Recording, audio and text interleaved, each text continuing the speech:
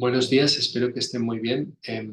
Voy a tratar de exponer de manera breve algunos aspectos de mi ponencia que trata o aborda la cuestión de las pasiones tristes en el Renacimiento y en concreto en la obra del autor francés renacentista Los ensayos de Michel de Montaigne. Y voy a abordarlo porque me parece que en principio es un tema poco tratado, poco trabajado,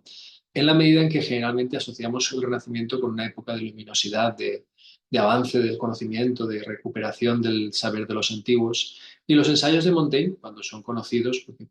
quizá no son tan conocidos como deberían, al menos en el campo de la filosofía, aunque esto se está corrigiendo en los últimos años, suelen verse como una obra pues realmente muy alegre, ¿no? Que no aborda aquello que Spinoza mucho después llamaría las pasiones tristes y entre ellas, pues especialmente el miedo como una pasión que detrae las fuerzas, que elimina la alegría y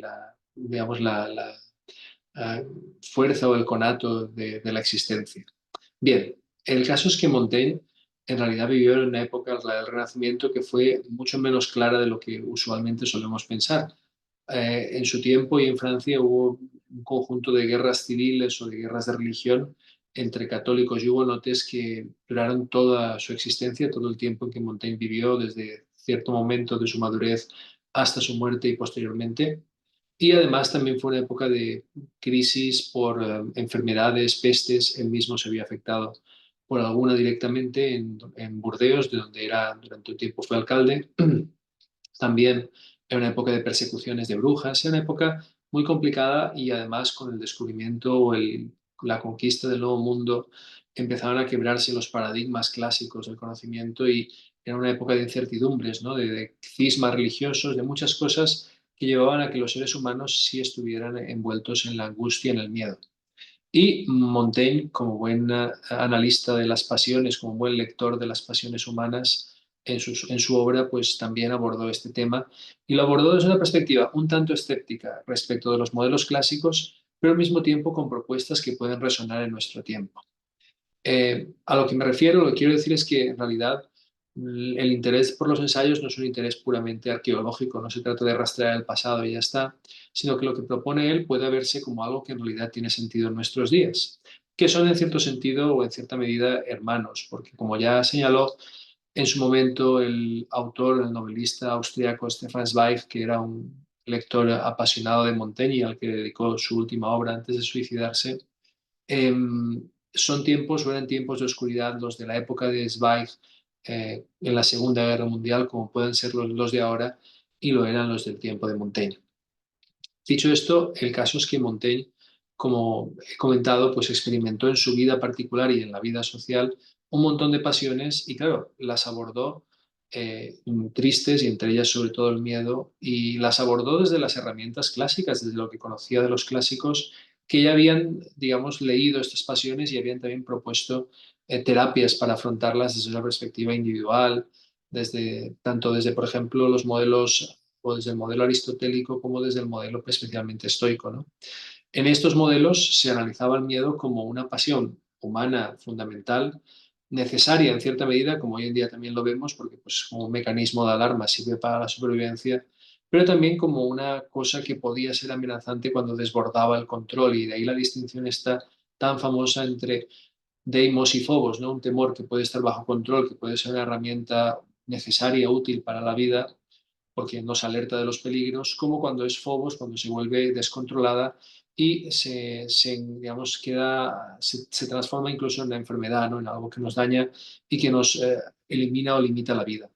Montaigne, desde estas coordenadas y siguiendo a los clásicos, propuso enfrentarse a los miedos desde una perspectiva terapéutica inicialmente que proponía ejercitarse en ellos, enfrentarse a ellos mediante el ejercicio de la habituación, ¿no? Y eso lo hace, lo lleva a cabo, por ejemplo, en relación con el miedo a la enfermedad o a la pobreza, porque él mismo experimentó enfermedades como el cólico nefrítico que lo acompañó toda su vida y de alguna manera da cuenta de cómo logra más o menos acomodarse o habituarse a esta enfermedad y dejar de sentir el miedo descontrolado que sintió con los primeros síntomas. Y lo mismo sucede con la pobreza, que aunque no la experimentó directamente, sí tuvo riesgos de perderlo todo en algún momento con los conflictos bélicos, perder su castillo, perder pues todas sus posesiones con las enfermedades de la peste y demás que lo llevaron a vagar por los campos. Y bueno, pues tuvo momentos en los cuales ese miedo también le permitió ejercitarse. Pero quizá el miedo fundamental, que es el miedo a la muerte, lo que descubre Montaigne es que ahí los modelos clásicos se quedan cortos y que no hay vivencia de la muerte y no hay forma de acostumbrarse a ella, que la vida ha de sostenerse por sí misma y la premeditación de la muerte no sirve de nada. Lo mismo que tampoco las propuestas estoicas de eliminación de las pasiones mediante el control racional o la moderación de acuerdo con un justo medio en el caso aristotélico. Todo eso se queda corto ante la experiencia de las pasiones tristes. Sin embargo, es necesario regularlas porque las pasiones tristes y especialmente el miedo están asociadas a otras cosas en el campo social, como destaca Montaigne la crueldad que se ejercieron en las guerras civiles y también se pueden ver en los modelos de gobierno tiránicos. Ante eso, Montaigne propone no una terapia de las pasiones, sino una regulación de tipo social mediante la propuesta de mecanismos e instituciones como pueda ser la amistad cívica y la conversación, en lugar, la amigable conversación o conferencia, en lugar de la violencia o el ajuste, digamos, verbal y no la justa con armas, ¿no? Y digamos que esa propuesta de una alternativa no personal, no de gobierno de las pasiones particulares en el alma de cada uno, sino una propuesta de solución de los problemas que conducen a tener miedo mediante instituciones sociales, una propuesta política, se podría incluso decir, me parece que es el aporte más importante de Montaigne, más moderno, y que de alguna manera resuena en nuestros días en los cuales muchas veces las pasiones tristes que sin duda nos rodean y el miedo especialmente, se solucionan mediante mayores, digamos, propuestas de seguridad individual o de búsqueda de asegurarse cada uno por su cuenta de algún tipo de refugio, de protección, pero en realidad debería ser un mecanismo o mecanismos sociales que instauraran una mejor convivencia entre los seres humanos, una mayor circulación libre de los ciudadanos, una mayor, digamos, confianza que permitiera vivir más tranquilos y combatir el miedo y sus hijos como la crueldad, no mediante soluciones individuales, no mediante manuales de autoayuda, sino mediante soluciones políticas, que creo que es lo que Montaigne propone y de alguna forma sigue vigente en nuestros días. Pues esa es un poco la propuesta y espero